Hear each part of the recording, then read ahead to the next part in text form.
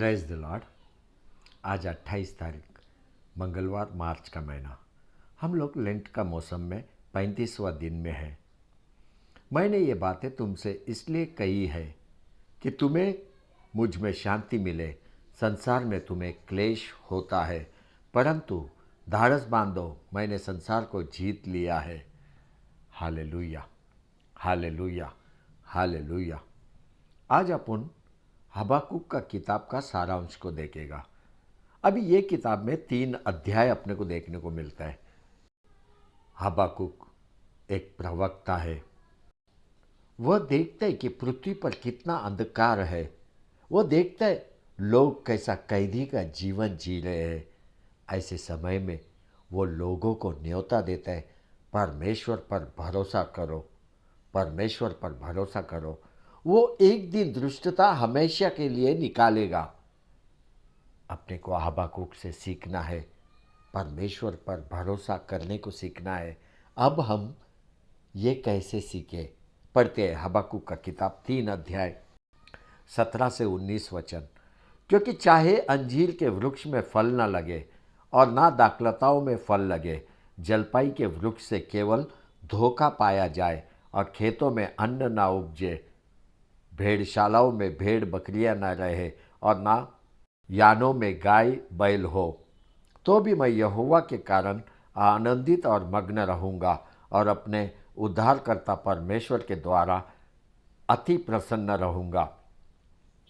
यहोवा परमेश्वर मेरा बलमूल है। वह मेरे पाँव हरनी के समान बना देता है। वह मुझको मेरे ऊंचे स्थानों पर चलाता है। हबाकुक के समय में दुष्टता बढ़ता जा रहा था, अंधकार बढ़ता जा रहा था। लोग पूरे दुष्ट के द्वारा चलाए जा रहे थे। और ऐसा भयंकर समय में हबाकुक ने सकारात्मक बातें अपने मुंह से निकाले। उसने भरोसा परमेश्वर पे किया। उसका शब्द में स्तुति था, स्तुति। अभी अपना जीवन में भी अंधकार है, अंधकार। अपना परिस्थिति भी हबाकुक का समय का जैसा परिस्थिति है। ऐसे समय में अपने को परमेश्वर को सकारात्मक नीति शब्दों से स्तुति आराधना करना है। तब जाके तेरा भरोसा परमेश्वर पे बढ़ने लगेगा। आपको मालूम है, हबाकुक ने भी भयंकर कष्ट उठाया, बहुत सारा नुकसान को भी उसने उठाया। अभी ये प्रवक्ता कई बातों में जीवन में संघर्ष कर रहा था, लेकिन उसका एक अच्छा गुण, वो परमेश्वर के बिना रह नहीं सकता था, क्योंकि उसको मालूम था परमेश्वर बल है। वो बोलता था, प्रभु मेरा बल है, प्रभु मेरा बल है। उसने प्रभु यीशु को भी पहचाना। पढ़ते हैं हबाकुक का किताब 3 अध्याय 16 वचन। यह सब सुनते ही मेरा कलेजा कांप उठा, मेरे ओठ थरथराने लगे, मेरी हड्डियां सड़ने लगी और मैं खड़े खड़े कांपने लगा। मैं शांति से उस दिन की बाट जोता रहूँगा जब दल बांधकर प्रजा चढ़ाई करे। इतना ही नहीं, ये किताब में हबाकुक का प्रार्थना को भी अपन देखते हैं। पढ़ते हैं हबाकुक 3 अध्याय 2 और 3 वचन। हे यहोवा, मैं तेरी कीर्ति सुनकर डर गया। हे यहोवा, वर्तमान युग में अपने काम को पूरा कर। इसी युग में तू उसको प्रकट कर। क्रोध करते हुए भी दया करना स्मरण कर। ईश्वर तेमान से आया, पवित्र परान पर्वत से आ रहा है। उसका तेज आकाश पर छाया हुआ है और पृथ्वी उसकी स्तुति से परिपूर्ण हो गई है। कुछ मुख्य वचन को अपन देखते हैं। हबाकुक का किताब 2 अध्याय 15-16 वचन। हाय उस पर जो अपने पड़ोसी को मदिरा पिलाता और उसमें विष मिलाकर उसको मतवाला कर देता है कि उसको नंगा देखे। तू महिमा की संति अपमान ही से भर गया है।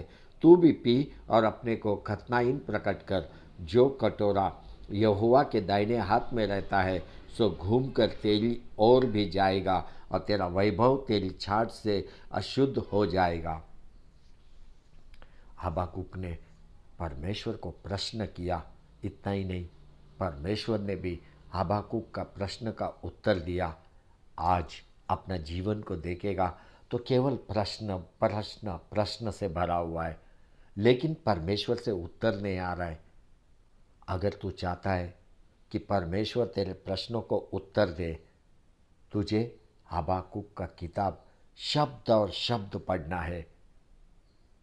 ये किताब जैसा ही तू पढ़ना शुरू करेगा, तुझे हबाकुक का रहस्य मालूम पड़ेगा। कैसा उसने प्रार्थना किया, कैसा उसने अपने परमेश्वर पे भरोसा किया, कैसे उसका मुख से सकारात्मक स्तुति, वो भी संकट के समय में निकल रहा था, कैसा उसका ध्यान संपूर्ण रीति परमेश्वर में बने रहा। बच्चों, बाइबल पढ़ो। ये किताब में केवल 3 अध्याय है। धीरे धीरे एक एक शब्द को तो पढ़। तू पाएगा कि हबाकुक का जीवन और तेरा जीवन में ज़्यादा कुछ फर्क नहीं है। कई बातें तू ये किताब से सीख सकता है।